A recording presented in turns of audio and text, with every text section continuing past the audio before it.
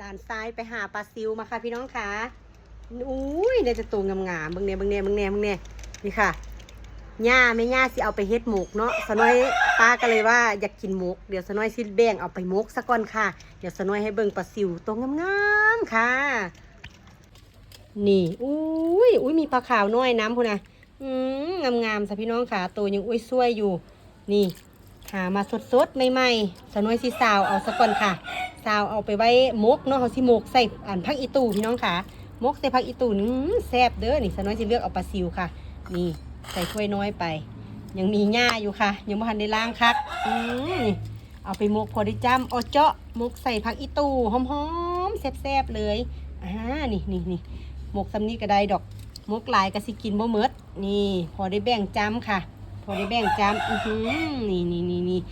งามๆตัวอุ้ยสวยอยู่อุ้ยปลาซิวตัวงามกระโดดงามอุ้ยสวยอยู่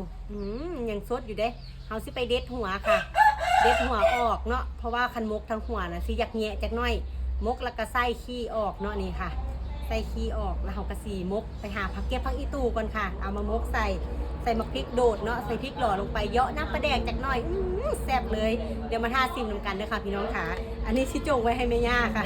อันนี้เฮาสิเอาไปมกจังแบ่งกันจ้ำค่ะมกซ้ำนี่กะพอดีอิ่มพอดีจ้ำค่ะไป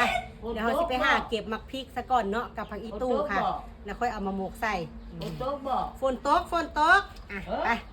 แม่ย่าถามฝนตกบ่ฝนตกค่ะกำลังลงเม็ดน้อยๆนึงจะคิดตกแห้งซ้ำใดดอกไปเดี๋ยวเฮาสิไปมกปลาซิวกินกันซะก่อนค่ะ